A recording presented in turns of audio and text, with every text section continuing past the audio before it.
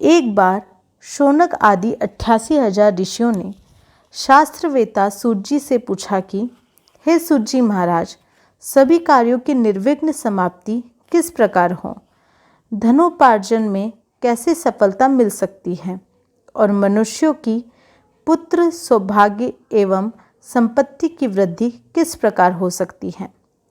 पति पत्नी में कलह भाव से बचे, भाई भाई में परस्पर वैमनस्य से अलगाव तथा उदासीनता से अनुकूलता कैसे मिल सकती है? विद्या उपार्जन, वाणिज्य, व्यापार, कृषि कर्म एवं शासकों को अपने शत्रु पर विजय प्राप्त करने में कैसे सफलता मिल सकती है?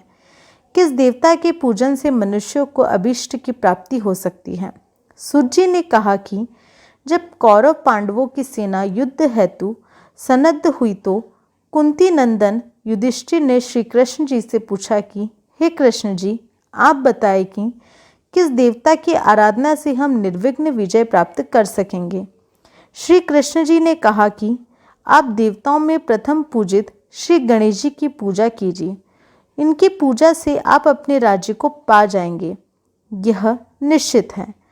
तब युधिष्ठिर के पूछने पर श्री कृष्ण जी ने उन्हें सर्वमंगलकारी श्री सिद्ध गणेश व्रत का संपूर्ण विधि विधान बतवाया एवं कहा कि त्रिपुरासुर को मारने के लिए त्रिशूलधारी महादेव जी ने, व्रतासुर के विनाश करने के लिए इंद्र ने, अपने पति गौतम मुनि की प्राप्ति के लिए अहिल्या ने, नल की प्राप्ति के लिए दमयंती ने, सीता जी की पुनः प्राप्ति के लिए रघुनाथ जी ने, सीता जी के दर्शनों के लिए हनुमान जी ने, गंगा जी को लाने के लिए भगीरथ ने, समुद्र से अमृत निकालने के लिए देवता तथा दैत्यों ने भी पहले सिद्ध गणेश की ही आराधना की थी और अपने कार्यों में सफलता के भागी हुए थे। जब गरुड़ ने देहराज के साथ अमृत कलश को छीन लाने के लिए स्वर्ग की ओर धावा किया था, तब उसने भी गणाध्यक्ष की ही अर्चना की थी। मैंने भी रुक्मणी हरण करने की इच्छा से भगवान गणेश जी की ही आराधना की थी। उनके ही प्रसाद से मैं रुक्मणी को पा गया। जब संबर दानव रुक्मणी के पुत्र प्रद्युम्न को प्रसूति गृह में लाया गया, तब मैंने और रुक्मणी ने श्री सिद्ध गणेश जी की पूजा की। उसी के प्रताप से हमको प्रद्युम्न फिर प्राप्त हो गया। जब सांब को कुष्ठ हो गया था, उस समय उसने अपने कुष्ठ रोग की निवृत्ति के लिए सिद्ध गणेश की ही आराधना की थी, जिससे उसे निरोगता प्राप्त हुई। इसलिए हे राजन, तुम भी यदि अपनी जय चाहते हो तो सर्वमंगलकारी सिद्ध गणेश की शीघ्र आराधना करो, क्योंकि गणेश जी की पूजा करने से विद्यार्थी विद्या का, धनार्थी धन का, जयार्थी जय का, पुत्रार्थी पुत्र का, पति की कामना वाली कन्यापति का, सुवासिनी सौभाग्य संपत्ति का लाभ लेते हैं।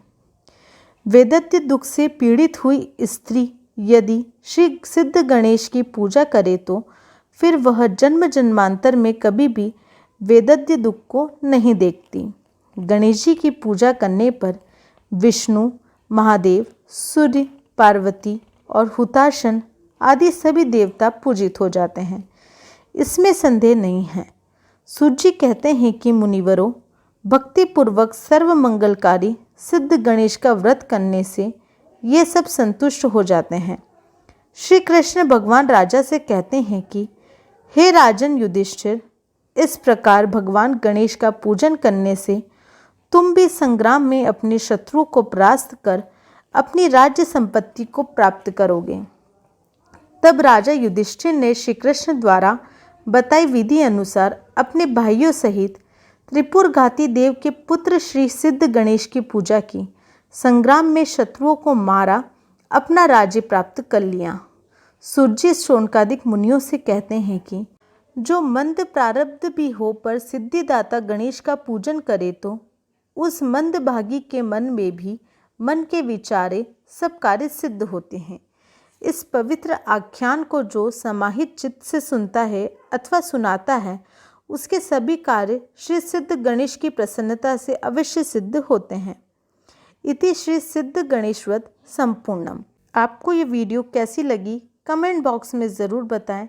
हमारे चैनल को सब्सक्राइब करें और बेल आइकन को दबाएं। जय श्री महाकाल।